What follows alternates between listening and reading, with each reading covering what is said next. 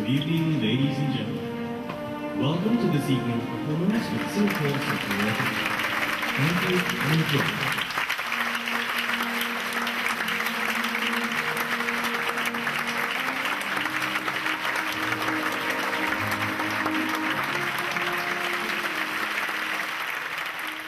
The most important thing for a conductor is to understand the style of the piece and the language with which the symphony was written. When you stand in front of the orchestra, you must know how to train to get the result. Hearing is very important. And of course, stick technique is also important, because if you have a very good stick technique, you don't have to use your language to explain how you are going to convey your idea.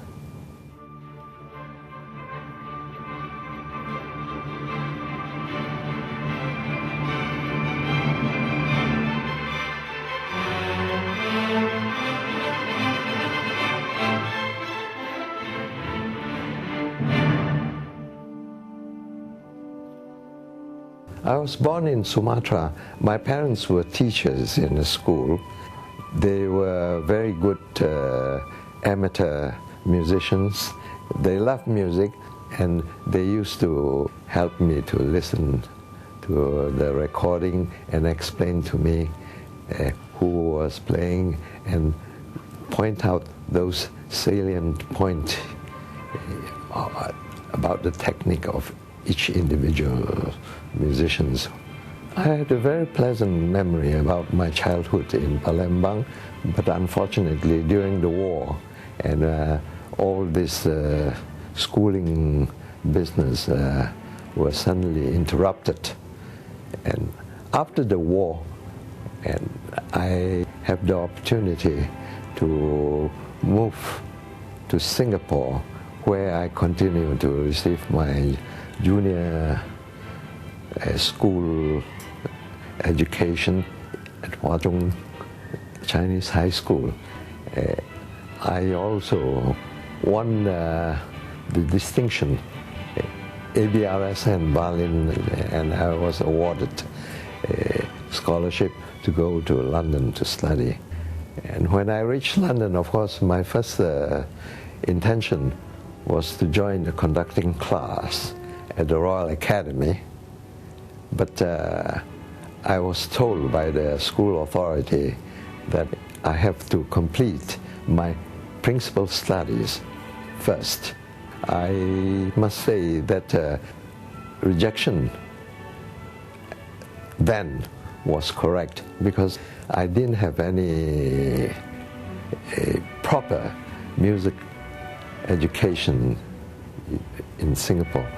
But in the second year, I received a letter from the school authority informing me if I have still entertained the idea of joining their conducting class at the Royal Academy, they would grant me. And I was very surprised, and both are very happy to learn that. The conducting class there, you see, and every week we have theoretical lessons to do the exercise hearing test. My teacher chose a symphony, and he would ask that we bring the score home and study the score ourselves first, and then when we attend that class, he would just help us to analyze the whole symphony.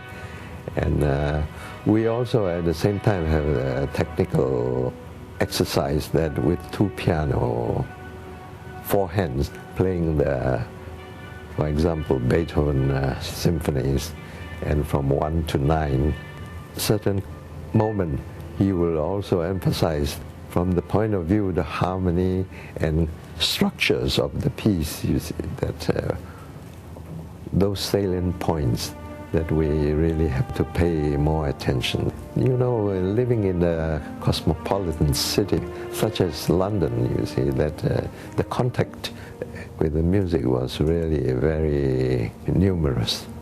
And apart from it, I also had the opportunity to attend concerts.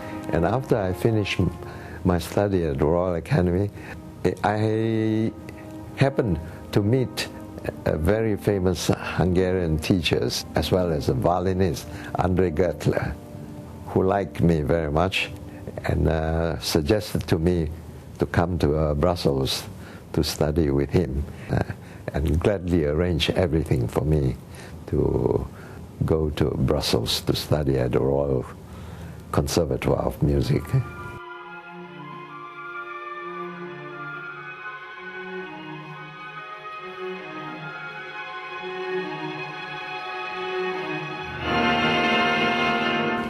While I was in Belgium, and I happened to meet a gentleman called Guiller, who has a series of concerts of chamber music.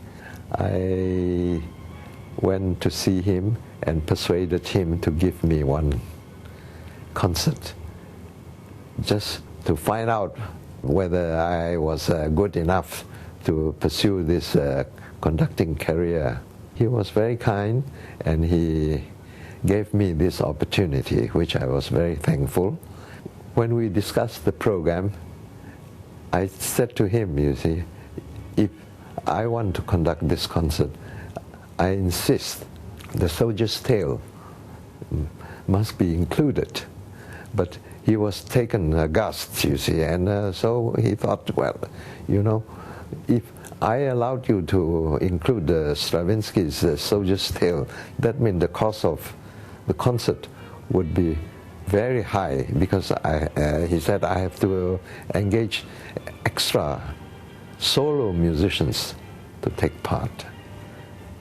He thought, well, this young man was too bold, and whether he really could conduct it or not, you see, this it was a very doubtful question.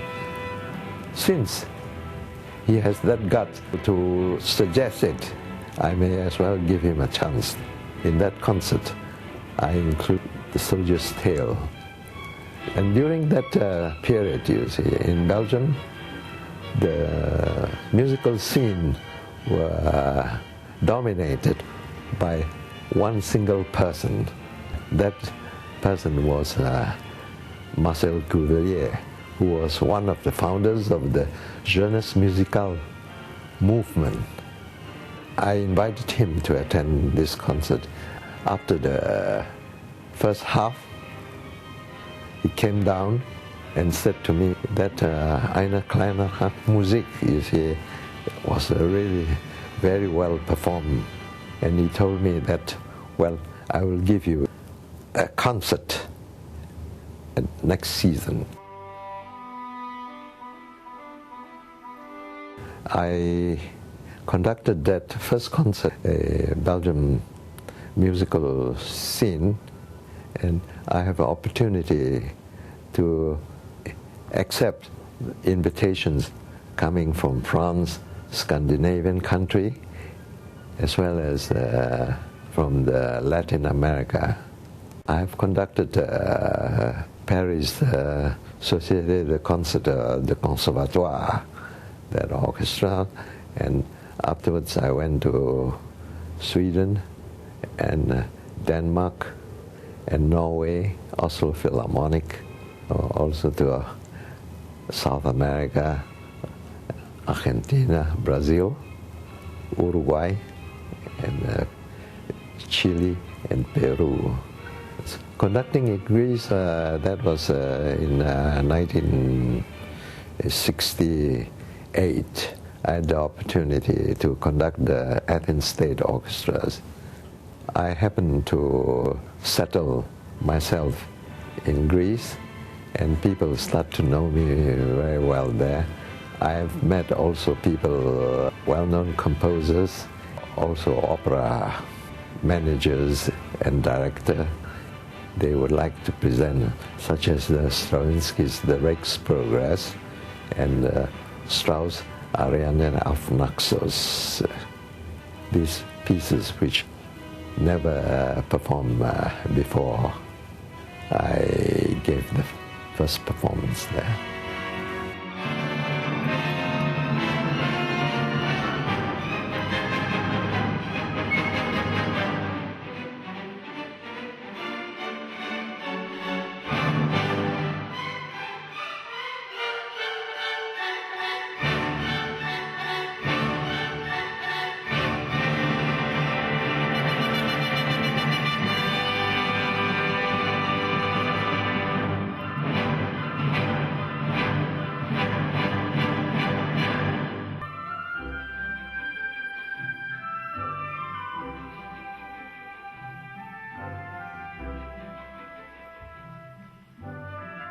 One day I received a letter written, on behalf of Singapore government by Dr. Bernard Tan, in which he said the Singapore government has the intention to form professional orchestras, and the right person they thought was me.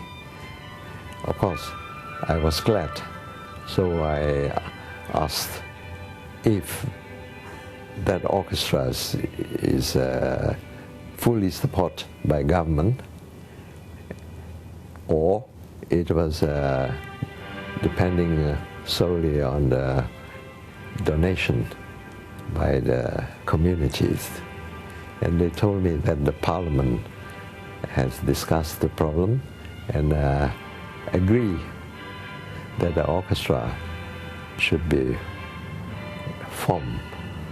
They will give the grant to form this orchestra. Therefore, I said that with the government support and the possibility of survival is better than depending on the community support. Hence, I agreed to return to make this attempt, which I consider is also a major challenge in my life. To form an orchestra from scratch, this is a really very difficult task. First, you have to recruit people and to make a full plan at various stages, you see, and the compositions, the pieces you choose, which will improve the skill of the orchestra. Yeah, at that time it was not so easy to find good musicians. I went to close neighbor Malaysia and Thailand, Hong Kong and Korea, Japan to recruit the musicians. In the meantime, there was a Eastman wind ensemble came to Singapore, cultural attaché, who was also very enthusiastic in supporting the scheme and suggested that he would give a party for this young ensemble and invite me to meet the Eastman's members with a view of finding out any individual who are interested to join the orchestra. And fortunately, from there I recruited a very good wind sections that helped a great deal. And from here and there I heard friends and musical colleagues suggested there were young musicians who were looking for jobs and wouldn't mind to come to Singapore to take up this position. And so that's how we recruit the musician at that early stage. Since we only had 45 members, then I had to think of that program that suit. It is appropriate that I must take the pieces like Rossini's Babel of Sevilla, and very well known and well loved by the Singapore audience then, and as a first piece with Ong Lit Tat, the Singapore-born pianist, to play the Beethoven piano concerto. And I must say the first concert, and everyone was doing their best to impress. But then you see, you cannot perform all the time and running around in a circle in the classical compositions. As the public demand becomes more critical and they want to hear other romantic pieces, there is no way to perform all these pieces without increasing the size of the orchestra. Then I proposed to the board and asked permission to recruit more members in order that to be able to perform this work. Our first concert tour was Scandinavia. One Scandinavian concert agent came to Singapore and thought that the orchestra was good enough to have a tour. He was quite a broad-minded fellow, and thinking that orchestra must go abroad from time to time to have experience, to increase its contact with the Western musical world. For us, it was an interesting first experience with the contact with the foreign public. And for them, it was a very interesting experience for them to listen to how an Asian orchestra performed European music. We have recorded Respighi's Gregoriano Violin Concerto and Lachner Symphony, Ippolitov Ivanov, Shostakovich No. 10, with Leong Yung-pin's Daeong Sampan included in that recording, which I thought was very well executed. Ultimately, you see, this orchestra is to be able to perform the great classical work of the Western music. After I retired from the musical scene with the Singapore Symphony Orchestra, I feel very much enlightened, and I can have more time to enjoy what I like to pursue due to the constraint of time that I did not have the opportunity to do. For example, reading and doing some swimming exercises like this, and enjoying the beauty of nature and traveling from one place to the other, and very quiet life. It is my intention that I hope I will be able to help those young upcoming orchestra by giving and sharing with the young musicians those experience I've accumulated during this 50 years of my career, and to help them to achieve the ambition to become very worthy musicians.